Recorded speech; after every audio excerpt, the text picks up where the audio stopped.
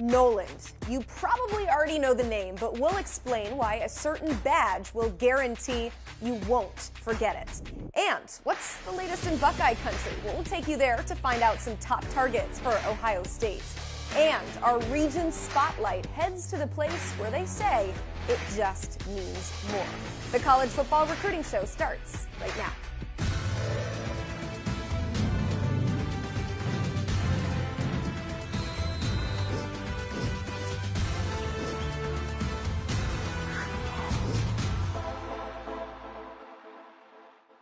Alongside Blair and Gulo, I'm Emily Proud. Please submit your questions in the chat. The only way to do that is by subscribing to the 24/7 Sports YouTube channel. Also, please like this video. We have 8 likes so far. Would love to get to 100 by the end of today. So you hit that like button, and we're going to hit the headlines.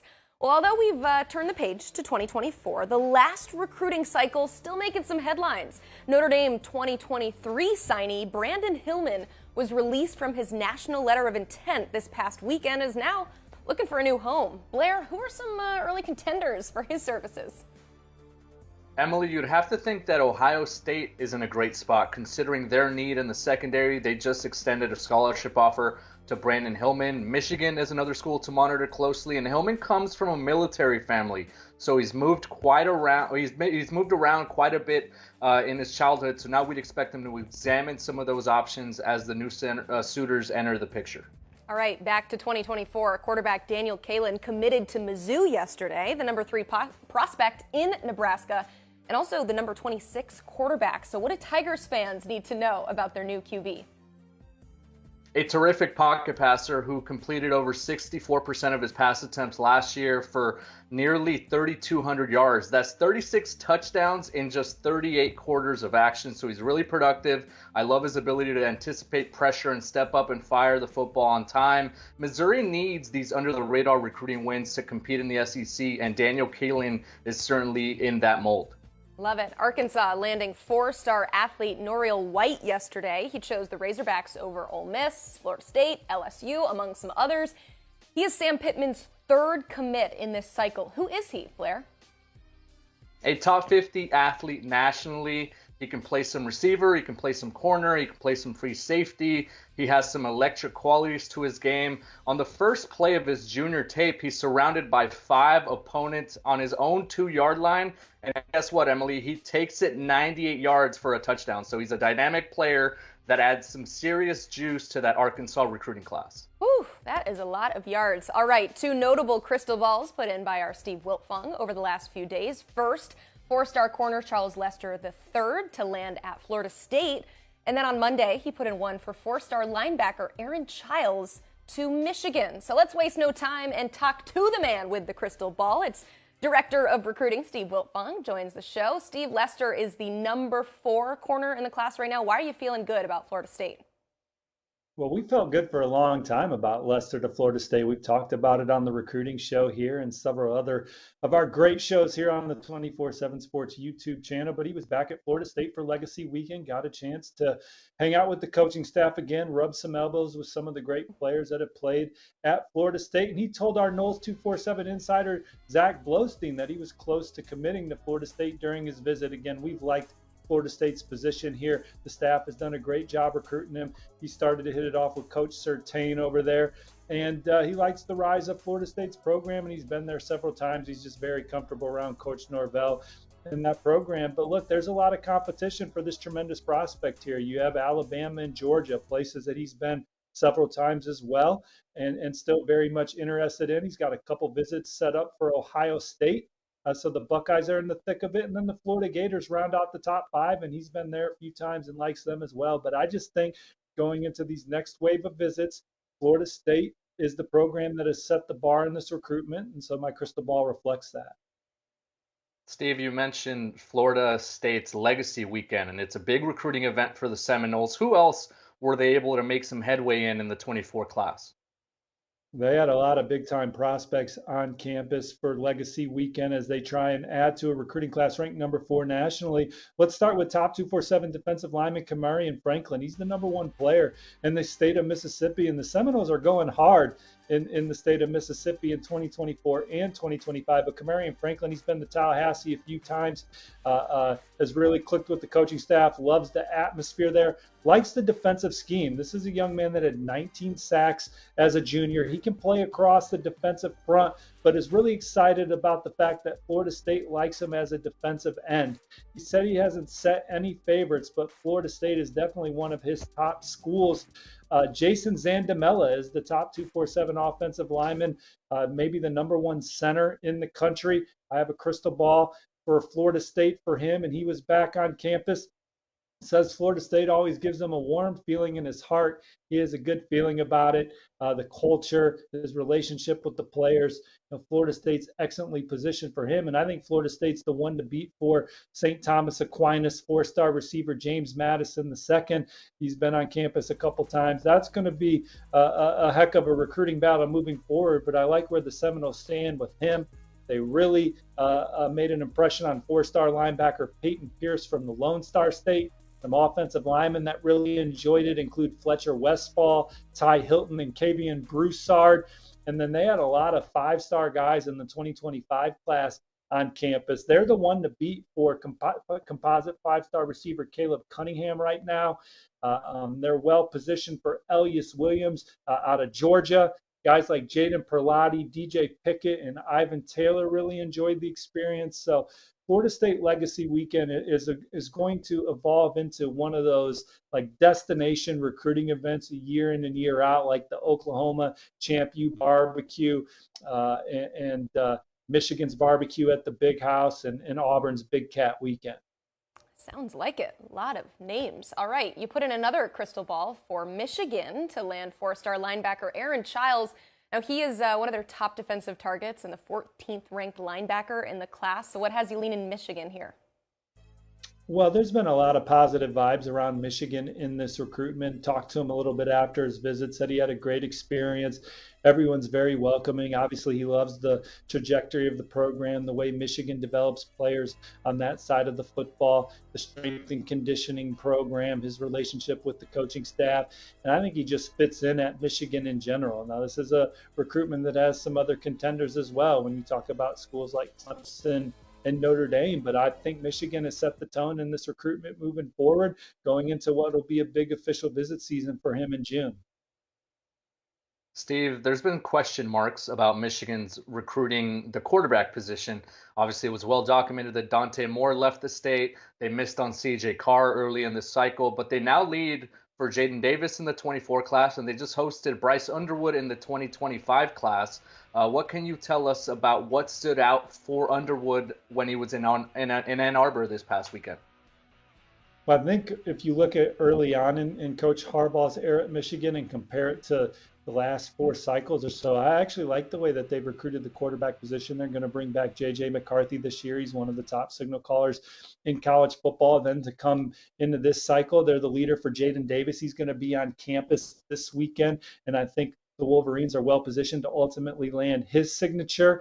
And then they're in on a lot of guys in the 2025 class. Let's talk Bryce Underwood specifically. He was on campus this past weekend, and that was one where they certainly were trailing by miles for until this weekend. He really got a chance to click and hit it off with new quarterbacks coach Kurt Campbell. I talked to Bryce Underwood's dad, and he said the chemistry was flowing between the two. They also really enjoyed getting with Michigan's strength and conditioning coach Ben Herbert and loved that presentation. They've been to games at the Big House. They know how passionate the fan base is. They know Jim Harbaugh's track record. And I think Michigan made a move here. But right now, I still like where LSU stands for Bryce Underwood. Now, this is still early in his recruitment. He's got a visit coming up to Ohio State on March 25th. He's trying to get to Texas and Texas A&M. He's been to Michigan State several times. He had a good visit to Penn State. USC is a program that I think you keep an eye in this one with what Lincoln Riley's done at the quarterback position. But good visit to Michigan, starting to build some good relationships with new quarterbacks coach Kurt Campbell, and we'll see where it takes them moving forward. All right, let's head south. Clemson had a pretty big weekend welcoming in some talented recruits, specifically on the offensive line. The Tigers rank inside the top 10 in the 2024 rankings with 6 commits, but no offensive linemen yet. So how big a weekend was this for Dabo Swinney to add some big bodies up front? Yeah, well, I think they made an impression on two of the best in the state of Texas at the position in Casey Poe and Michael Uini. Casey Poe and Michael Uini were both offered during their visits, had fantastic experiences, loved the culture. Casey Poe kind of mentioned that Clemson's like its little own slice of heaven there, tucked in there on campus there. But it was just 8 people on campus. They got to watch practice, listen to Coach Sweeney talk. Casey Poe said that Clemson's definitely high on his list, and Michael Uini looking to get back for an official visit. He raved about his trip as well. They weren't even in his top 10 beforehand, but I think they're close to the top of his list right now. So, Clemson, when they get kids on campus, they move to the top of the list, and their track record of landing guys that visit is pretty strong. So we'll see how they fare with these offensive linemen moving forward. Clemson had some big-time offensive linemen on campus. LSU had some big-time defensive linemen on campus. Williams and Nwaneri and David Stone both made it down to Baton Rouge. What's the latest, Steve, with LSU's pursuit of those 2 premier defensive linemen? Yeah, so I think with David Stone, it was a real needle mover for him. Had some good dialogue with Coach Jamar Kane. Really enjoyed the atmosphere of that program, and so we'll see if he gets back. He's at Oklahoma this week and Michigan State this week. Those are the 2 programs that have been perceived as favorites. Texas A&M earlier in the month, he's been there several times. So LSU, they got to get him back to campus, and same goes with Williams Nwaneri, who was there with the 7-on-7 team, but he also got the tour of the facilities. Talk a little bit with Coach Kane and company. He likes the way LSU's been recruiting. He's been to other places like Oklahoma and Missouri a ton. He's at Georgia this weekend, Texas A&M coming up. So, LSU, they're just, with visits like those, they're just trying to get in the mix and then get these young men to come back for a more intimate visit with more time around the staff and players. A couple defensive linemen that did visit that I like their position for. Charleston Collins was back. I have a 24/7 Sports crystal ball already in favor of LSU for him in that blue chip battle. TJ Lindsey's a defensive lineman from Arkansas who really loved his experience. I think LSU's moving up the list for him. So, they have the number 2 recruiting class in the country. They're in it for guys like Colin Simmons. So no shortage of blue chippers looking at LSU right now. But for Nwaneri and Stone specifically, I think they got to get those young men back to keep making a move. We are introducing a new series on this show this spring, and you may have heard of it, but if not, I want to tell you a little bit more about it. We're actually going to highlight elite recruits, names that you're going to be hearing a lot in this cycle, and just those overall needle movers in the class of 2024. That player is called a war daddy. So kicking off this series, Air Noland, right now the number 10 quarterback in the class. That may change when our rankings update exactly 1 week from today, but one thing is for sure, Steve, he is one of the most highly pursued signal callers in this class. Before we talk about his recruitment, though, what makes him one of the most coveted passers in this class, Steve? Well, I had a chance to talk to his head football coach, Daniel Williams, today, and Air Noland led Langston Hughes to a state championship as a junior, 15-0 season, threw for over 4,000 yards and 55 touchdowns. I believe he's 39-3 in his high school career, so he's a winner, and he's a talented thrower of the football that can extend plays and make off-platform throws and sees the field well, takes care of the ball. But his coach said he practices championship behavior every day, and there isn't a day he takes off as far as leadership. He leads from the front. He never needs to be motivated, never makes the same mistake twice. And his coach said he's one of the most humble kids he's ever been around. And Coach Williams coached Eric Berry, among other big-time guys. Yeah, Steve, not only does he have the skill set, he's got a great name, and he's being pursued by a number of high-profile college programs, Clemson, Miami, A&M, Arkansas, Auburn, just to name a few. But he's getting a lot of recognition and a lot of recruiting attention. What's the latest in his recruitment heading into the spring eval period? And as we talk right now, he's wrapping up a 2-day visit to Arkansas. Arkansas was one of the first programs to prioritize him. He has a great relationship with several members on that staff, from Coach Pittman to Coach Enos to Coach Smith. They talk almost every day, and I know they're having a good time in Fayetteville this weekend, and he's the guy that Arkansas has prioritized at the position, and they boast one of the best quarterbacks in college football right now, so I think he sees it as an exciting opportunity to go in there and meet his potential. But he was at Clemson Clemson this past weekend. He was offered by the Tigers, and that's a program that I think is really, really rising in this recruitment. After talking to him, he said as much. They improved on the board. Clemson has the mindset that he's looking for. He's really clicked with Garrett Riley, the new offensive coordinator, and Garrett Riley was recruiting him some at TCU, so they had a previous connection, but getting a chance to get up there, meet with Coach Riley, go up there with his mom and grandmother and little sister, and everybody just had a fantastic time on campus. His little sister's playing with the Clemson coach's kids. Coach Riley's offense is similar to the one he runs on the prep level, not just schematically, but verbiage-wise. So I think that he feels very comfortable with Clemson. The Tigers are trying to get him back for an official visit the first weekend of June, and he believes he's the guy that's kind of emerging as their top target at the position moving forward. I also know he loves Texas A&M. He was there in January. Loves the combination of Bobby Petrino and Jimbo Fisher. Texas A&M has one quarterback committed in Anthony Maddox, but the Aggies are pushing for two. If it's the right two in this cycle, and Air Noland's as high on their board as any prospect that they've been recruiting, but he really enjoyed his time in College Station. He likes Coach Fisher. He likes Coach Petrino. He likes Coach Daniel Craig. He likes the mentality there. And he thinks Texas A&M's a program that's really on the rise. Miami is another school that's definitely way in the thick of this. He's going to be back at Miami March 23rd and 24th. He feels a love from the staff. He likes Coach Cristobal, says Coach Cristobal is very straightforward with him. And he likes the new offensive coordinator, Coach Dawson. Thought that was a really good hire to bring Coach Dawson in from Houston there. So Miami, look, they recruited an excellent class last year. They're tracking for another terrific class here in 2024, but who's their franchise quarterback from the prep level? I think Air Noland's is important to recruit for Miami and their future as any recruit is for any program moving forward. And wrapping this up real quick, Oregon recently offered their program to watch moving forward. He sees an opportunity to come in and compete right away with Bo Nix wrapping up his career this season. He likes Coach Will Stein. They've been talking a lot lately, so he wants to get out to Eugene and check them out. We talked about Arkansas. They're a contender. If Ohio State offers, they could make a rise in this recruitment similar to the one that Clemson just did. He says the program speaks for itself. The offensive system that Coach Day, Coach Hartline, and Coach Dennis run fits perfect, he said, for any quarterback like himself. And then he said that those guys, even though they haven't offered, they've been recruiting him well. So he's going to visit there at the end of the month, March 31 and April 1st. So he's going to spend 2 days at Ohio State. I'd be shocked if they didn't offer, and then I'd be even more surprised if they don't move up the list. Alabama is the last program that's in the mix. Nick Saban and company offered him in person when he visited in January. Loved the visit there. Alabama has Julian Sayin committed, but Coach Saban said, hey, we're looking to take two.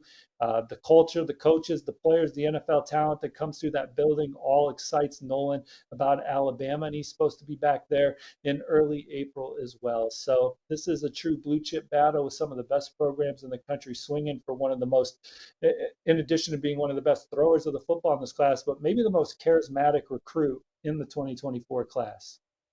Okay, see, this is what I meant when I said highly coveted prospect. I think you named over 131 of those FBS schools. Everybody wants a piece of Air Noland. Steve, thank you so much for the intel. Yep, take care, guys. I'll be in chat.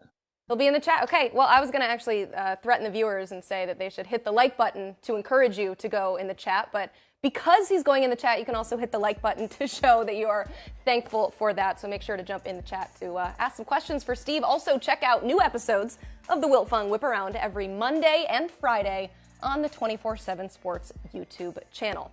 Let's show you the Big Ten recruiting rankings for 2024 thus far. Michigan leading the pack with 7 commits. Iowa, surprise second with 6. And the team that we're about to talk a whole lot about, that is Ohio State, sitting at 3rd in the conference with just 4 commits. It's still pretty early, but let's bring in Bill Kurelic from Bucknuts.com, joining us now to talk some Buckeye recruiting. Bill, Ohio State currently 14th nationally, and while a lot of programs have boosted their 24 classes with some big visit weekends, Ryan Day really has yet to host that headlining event. So what's coming down the block to help get the Buckeyes rolling in the cycle?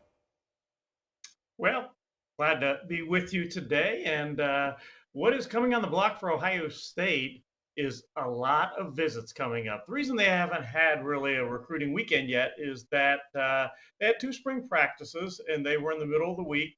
They were March 7th and March 9th, a Tuesday and Thursday. Then Ohio State went on spring break. So coaches, students, players, they're on spring break right now, although the coaches are still working. They get back then from spring break next week, and they'll start up with the visits from recruits, and there'll be a lot of them. And in particular, they'll have a big weekend March 25th. They'll have a big weekend April 1st, and then they'll have another big weekend, and that'll be the spring game weekend, which will be April 15th. Bill, while the focus has been on setting up some of these visits in the 2024 class and getting as many prospects up to the Horseshoe to check out the program, a new member of the 23 class just kind of came available, and that would be Brandon Hillman, who just picked up an offer, backed off that signature from Notre Dame. What's the latest on Brandon Hillman and Ohio State's pursuit of the four-star athlete? Well, as you mentioned, Blair, he was committed and signed with Notre Dame, but he backed off his decision, and Notre Dame allowed him to release him from his national letter of intent. And the offers started rolling in, including Michigan, offered within, I think, 15 minutes of when he announced that he was not going to Notre Dame. Ohio State then offered the next day. And going into that Ohio State offer, I think the general feeling was that perhaps Michigan has the edge there. But I talked to him right after that Ohio State offer, and he is absolutely very interested in the Buckeyes. In fact, he said that he will make an official visit to Ohio State. That will come next week, most likely. And he has 3 official visits left. He's planning to take all 3. But the interesting thing is the only one that he knows for sure right now is Ohio State. He doesn't know the exact date, just that it'll likely be sometime in the next week. But he is absolutely sure he'll visit Ohio State. They wanted to get another safety in their 2023 class. They had targeted Caleb Downs, the great player from Georgia that ended up signing with Alabama. They didn't get him. So there is an opening for a safety in their 2023 class, and he's a good one. And we'll see what happens on the visits, but I certainly wouldn't bet against the Buckeyes at this point. Some great information there. Let's go back to talking about the future. One of the top positions of priority has got to be running back, and one of the top targets is in-state 4-star Jordan Marshall. So what's the latest with the Buckeyes' pursuit of him? I tend to like Ohio State's chances there. I talked to Jordan on Saturday, and he told me his entire spring and official visits in June. He's got it down to 4 schools. He's got it down to Ohio State, Michigan, Tennessee, and Wisconsin. And he is going to visit Ohio State twice during the spring. He'll be at Ohio State on April 1st and April 7th. And he'll also visit Tennessee for their spring game, which is April 15th. He has Michigan scheduled for this coming weekend. Then he also has Wisconsin on the docket. He just hasn't got a spring visit yet nailed down with them. He does have all his official visits scheduled, however. And the interesting thing there is that Ohio State told him they wanted to get the last shot, and lo and behold, they're going to get the last shot. He's going to make in order official visits in June, the first weekend to Wisconsin. That's June 2nd and 3rd. The second weekend, the 9th, he will go to Michigan. He will then go June 16th weekend to Tennessee, and then he finishes things up with Ohio State June 24th. So Ohio State wanted that last shot. They're going to get it, and I think that could be the key. We'll see. He's going to decide his college on how these spring unofficial visits and the June official visits go, but I tend to like the Buckeyes in this case. Bill and Emily, it took us 25 minutes to finally mention the name Dylan Raiola, and he, as you remember, he backed off that commitment to Ohio State back in mid-December. And ever since then, the Buckeyes have been searching for their quarterback in the 2024 class. Who are some names, Bill, to keep an eye on as Ohio State tries to, pick up the pieces after losing the number 1 quarterback in this class?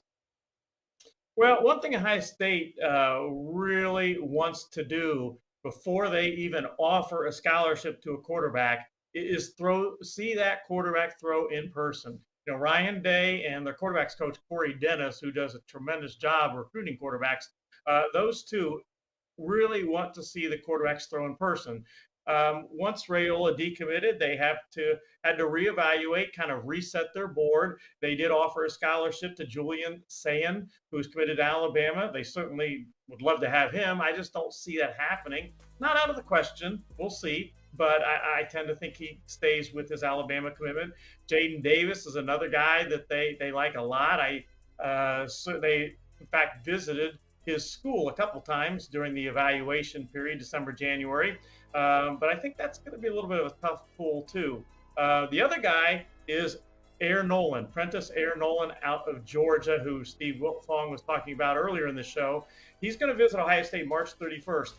The Buckeyes, both Corey Dennis and Ryan Day, did go to his school at the end of January and did watch him throw. So they've seen him throw in person now. So that makes him kind of ripe for a potential Ohio State scholarship offer when he visits the Buckeyes at the end of this month.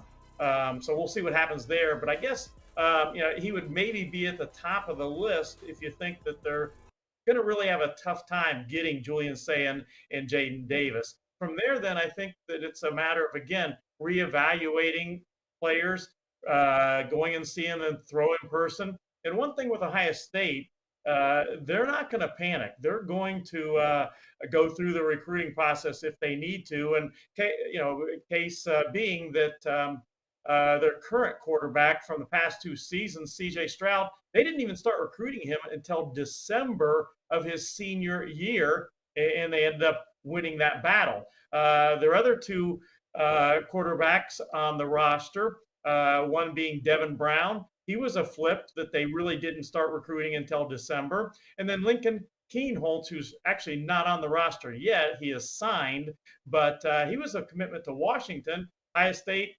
flipped him relatively late in the process as well. So, they're not going to panic. They're going to go through the process and get the guy that they really want at the end. Really great point there. It always makes me a little bit nervous when the guys commit super early, like right now, because then you got to wait it all the way out through the cycle. So I love the not panic attitude they've got there. I got a big picture question for you here. NIL has already had a profound impact on recruiting. You got some good, some bad. But while Ohio State relies on the promise of success and getting prospects to the next level, how do they also incorporate NIL into that recruiting pitch? Ohio State kind of does it maybe a little different than some schools. That they're kind of going with the NIL as, I guess, the true meaning of what it was meant to be, in that the NIL was originally meant to be something that rewarded players for what they do in college and allowed them to capitalize on what they did. They're not going to give the big quote upfront or signing bonus money. They're not going to really go all in on that.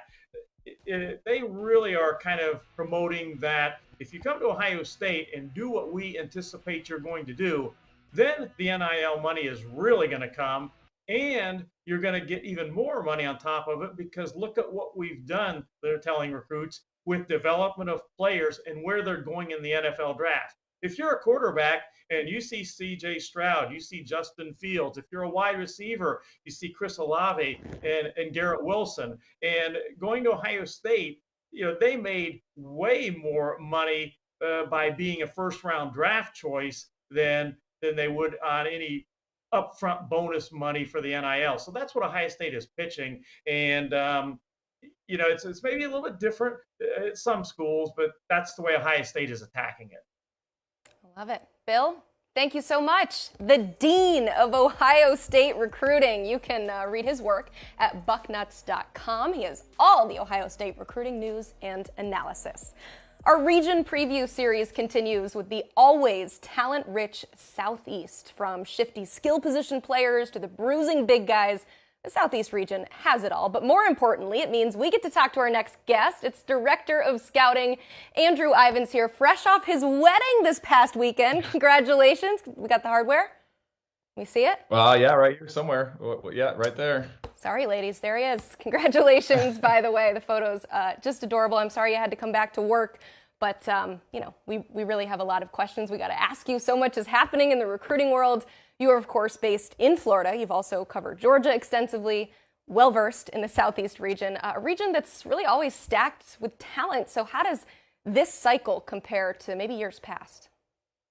Well, we talk about this name all the time in this space, and I didn't even know until Bill brought it up that Steve had talked about it. But Air Noland, I think it's a really good year in the state of Florida and Georgia for quarterbacks, and it's kind of a little top heavy. Again, we've talked at length about Air Noland and what he brings to the table, but there's two other good signal callers out there in Savannah, Jake Merklinger and Luke Croman-Hoke. Luke is headed to Florida State. Jake is, he's got a ton of options on the table. He's one of the top uncommitted arms out there. Those two guys actually grew up playing for the same youth football team, and Jake's dad was telling me they weren't even the quarterbacks. So imagine being that youth football coach and being the guy that had two Power 5 arms and wouldn't let them take snaps under center. And then when you kind of expand that out into other parts of Florida and Georgia, I think there's a lot of arms here that are going to play at the Power 5 level. James Reeser is an intriguing talent, a quarterback with some fast track times there. In Georgia, there's other guys scattered around Florida. Now, the one area where I think we're kind of looking for some more guys is offensive line, offensive tackle. We're still hoping to kind of maybe find some of those. And then really the pass rushers. I was at the Under Armour camp in Orlando 2 weeks ago, and you're kind of looking around, you're like, man, we're really just missing that freak off the edge. So those are the two, those are the two positions where we're hoping more names emerge. And you kind of hear that from college coaches as well when you just talk about the board here in 2024. Position group I didn't hear you mention, though, is in the secondary. So let's start with Charles Lester III. We talked to Steve about his recruitment earlier, but I want to know from you, what makes him such a dynamic DB? He's long, right? And at the NFL Scouting Combine, I think out of the 60 DBs invited, 40 of them were over 6 foot. Charles Lester is over 6 foot. He's got some long arms, and you'll see it right here on tape. He is super comfortable in off-man coverage. He can also go find the football. He's a guy that plays in all three phases on Friday nights. He plays some wide receiver.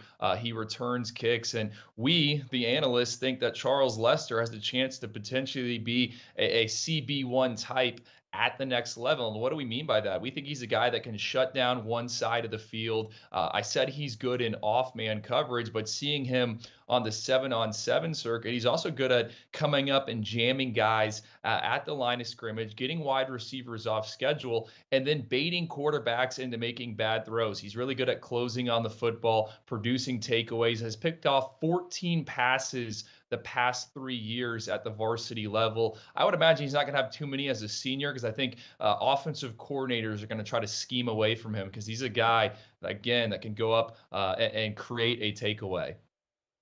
Yeah, always difficult to find those double-digit takeaways, right, Andrew? When you're such a big name and the other quarterback knows that you're on the field, he's not throwing it your way. JoJo Trader, meanwhile, Andrew is a top 20 player nationally, number 2 among athletes, can do it all on both sides of the football field. How does he project to the next level? I think he's probably a wide receiver, and you talk with some different college contacts, that's where they all see him.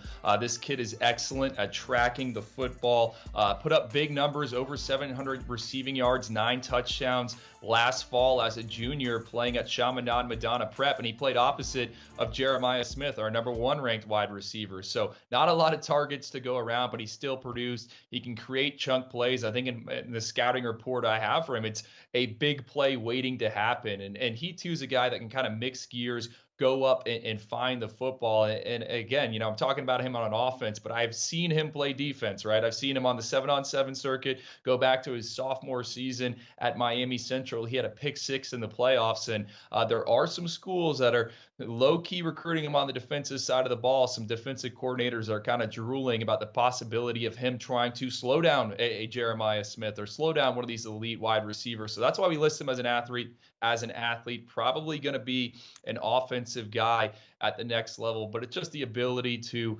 get open, go attack that football is what makes him so unique. And just being honest, having seen him for so many years, I think it just goes back to what he did as a youngster in the parks, in the youth leagues. He's just a natural playmaker, a natural football player, and it's easy to see why Florida's big three, Ohio State and plenty of others, are fighting for him.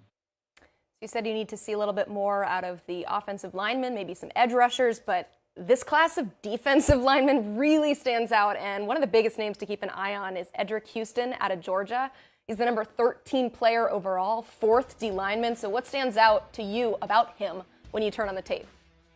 Well, Emily, when you watch Buford this past season, we were tuning in to see Justice Haynes and KJ Bolden, and then first few games of the season, I'm like, who is this guy coming off the edge? And that was Edrick Houston. Now, he's a bit of a tweener, a guy that missed some of the camps here this offseason. He's dealing with a labrum injury, but he's believed to be right around 6'3", 245 pounds with 84-inch arms. And I think he could do whatever you wanted to him up front. Man, you can beef him up, get some mass on him, put him maybe in the middle, but you could also stick him on the edge or maybe even drop him back as a linebacker. Just his ability to transfer speed to power, get after the quarterback with his burst. He's still kind of figuring things out a little bit at times as a pass rusher, but he knows how to use his hands. And like I said, he can just apply pressure and dent those pockets. So I'm interested to see, what the body looks like as we get to this fall, what he does this offseason during conditioning and lifting. And then really, I want to know when he gets to the next level and he's eating at a college training table and he's got a plan in place, where he kind of slots in. He's listed, I think, as an edge rusher for us right now. We could move him potentially to a defensive lineman. So we'll see. He's certainly one of the more interesting front 7 players in Georgia, and that seems to be where the strength of that 2024 cycle is. I said quarterbacks, but also some of those pass rushers up there in the Peach State. Finishing off with Booker Pickett. He's a name that we haven't mentioned on the show before, but he's closing in on 40 scholarship offers. Andrew, what should people know about Booker Pickett? Well, I picked him because, the producers wanted some new names. And as we're getting ready for this 2024 update, Booker Pickett, his tape pops, right? Past 3 seasons, he's totaled 60 sacks at the varsity level. That included 30 as a junior last fall. Max Prep says that was the 3rd most in the country. And you start wondering, all right, is this accurate? But as you start going through the highlights, you're like, this guy definitely is a sack artist. He can get after the quarterback. I keep using that term tweener. He's over 6'3". He's only 200 pounds. So again, I think he could be molded into a variety of different things. It's just really going to depend how his body fills out. I'm confident he's going to put on some weight because dad played on the defensive line at Miami back in the 90s. And then his uncle went to Ohio State, was selected in the 1st round, and had spent 15 years in the NFL as an interior defensive lineman. So we know it's in the bloodlines. I think as soon as he's done playing basketball and all these different things and focuses solely on just crashing off that edge, he's only going to get bigger. I compare him to Chris Rump, who had a super productive career there at Duke, is now in the NFL. He was a 2nd round pick, but just talking with different college contacts, talking with different people in the scouting community, the general consensus is this is one of the top edge players out there. Not a lot of people talking about him. Ohio State's involved in that recruitment. It's a legacy for Miami. We know Mario Cristobal wants to recruit the Sunshine State well. So I think as over these next few months, we're going to be talking more and more about Booker Pickett, just because those two, Georgia and plenty of others, are all sniffing around. Love it. Andrew, thank you. Of course. All right. Be sure to check out Andrew and Cooper Patagna on the 24/7 Sports Football Recruiting Podcast. While Andrew was away, Cooper had some interesting guests, so check that out. New episodes hit your feed every Tuesday, Wednesday, and Thursday, and you can listen wherever you get your podcasts. It's that time of the program where we answer your questions. You guys submitted so many. This is always difficult to sift through all of them and figure that out. Thankfully, I got a little bit of help. So let's start with H. Glenn asking, how does Northern California talent compare usually to talent down in the south part of the state? That's an interesting question. Yeah, it's a debate that we always have out west. Brandon Huffman, who covers the Northern California area, the Bay Area, Sacramento, San Jose, and he always kind of points out that the players in Northern California are maybe a little bit tougher, and maybe they feel a little bit more slighted than the players down south who maybe get all the eyeballs, all the attention. You get the glitz and glamour of Los Angeles and playing in the Trinity League. So I think the players in Northern California always play with a chip on their shoulder. They're a little bit more motivated when we see them at showcases or at camps. Maybe they feel slighted in a way. So it's always fun to see some of those matchups. And it's been proven that at the college level and even in the NFL draft, players from Northern California go on to be a bit better, right, as players and as I think just from a production standpoint, you have to point at Tom Brady being a Northern California player as well. So when you're the GOAT and you came from Northern California, I think you take all the cake there as well. If we're battling and we've drawn a line to kind of match up the state's borders. I'm picturing like some sort of smack talk happening. Like, we had this guy, we produced this guy. Love the California little battle there. Next question here from GREM330. Like Florida State's Legacy Weekend, are you surprised that more schools don't bring back former players when recruiting weekends happen? I'm not entirely surprised just because of the logistics of it all. It's probably a bit difficult to make sure that everyone's schedule lines up with a particular weekend that a school is hosting recruits. I know Oklahoma, and we heard Steve Wiltfong mention the Champ U barbecue event every summer. It draws a lot of former Oklahoma players that are in the NFL or players that are, big time alums that played in the NFL. They get out to Norman for it's kind of a reunion weekend, and they're able to mix that in with some recruiting events. So it's tough considering that a lot of players are maybe getting ready for their mini camps or for their own NFL season, or maybe even taking a vacation and getting some time off after a grueling NFL season. So I do expect it to be a bigger thing. It's just about figuring out who can make it on what weekend, and then obviously making sure it lines up with the recruiting calendar. So it's a little bit difficult right now. What a great strategy, though, to bring in some high-profile NFL players that used to suit up for your school. I know if I were a recruit, that would sell me for sure. This next one is from Big A. Blair, with the spring starting soon and summer coming up, as a recruiting analyst, how does your job change now that the dead period is over and recruiting is fully underway?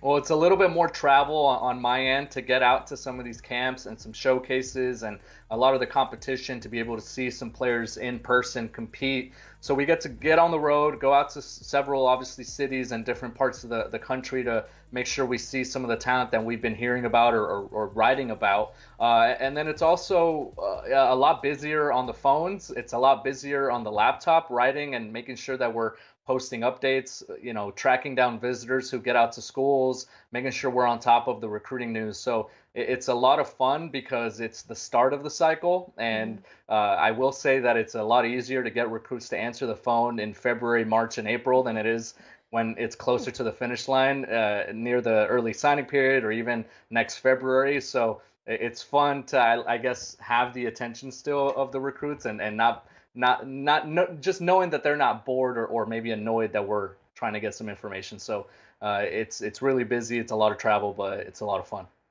Seems like it'd be way more relaxed. The stakes are not nearly as high. I'm curious, though, when was the break at any point in your work schedule? I don't remember seeing that. Recruiting never sleeps, people. There's no off season. We've had this show on continuously, right? Even through the early signing period. So the recruiting cycle is now a year-long thing. It's a calendar that just stretches on infinitely. And that's something that college coaches have, I guess, in a way, been complaining about as well, right? They need some sort of change to have an off season, to have maybe a month or two off from the grind of recruiting and then getting ready for the season and then bowl prep and everything is just kind of combines into just one big cycle. And I always joke that it seems like every year is just a Groundhog Day, right? Like you're just kind of rotating and everything just happens in a cycle. So yeah, there's really no off season in football right now. Not so much. Sonny Dykes, when he was on the show a few weeks ago, echoed a sentiment I'm sure that you've heard quite a bit, and it's been proposed as a July signing period to try to, slow some things down and spread it out just a little bit. But yeah, recruiting, like we said, never sleeps. We had shows throughout the dead period, not just for our own fun, but because there was continual news and crystal balls and intel and visits and stuff going on, kind of getting around some of the rules there. So it was... It never stops, but that's what we like. I love the questions, the personal questions here too, because I do think it's very interesting how all of this works. Next question here, you're gonna love this one from Bailey. Deuce's deadline is almost here. Anything new? It is almost April 1st, which is the deadline. What you hearing? Well, Emily, I got on the phone earlier today, and I haven't written about this yet, so this is kind of a breaking news, or maybe it's not, but. It does sound like it's still on track. There's still the expectation that Deuce Robinson will come off the board at some point this month. And a source close to the recruitment tells me that Georgia doesn't feel as confident as they once did. So that's kind of the new part of this whole Deuce Robinson thing, is that Georgia, USC have been perceived as the leaders for basically the entirety of this recruitment dating back to last summer. And Georgia has been feeling really good. I even had my crystal ball on the Bulldogs right after the early signing period. It looked like they were going to be on the receiving end of that signature heading into the traditional signing day in February. But now I'm told that sources at Georgia, they don't feel as good about Deuce Robinson ending up there. And I've also been monitoring the college baseball scoreboard as I do, and as I should, I guess, as a respected journalist. But USC baseball, Emily, they took 2 out of 3 from Stanford this past weekend. Stanford being the Pac-12 favorite in this baseball season, as well as a perennial top 10 power nationally. So USC baseball also making some noise. That's one thing to monitor as well. Okay, and your latest crystal ball is for USC, so hopefully in the next couple weeks we'll finally have some, well, I would say finality to this, but as we have discussed many times on this show, it will never be final. Still waiting for that MLB draft in July, but we will hear if he chooses to go the college football route, where he will be headed in just a few weeks.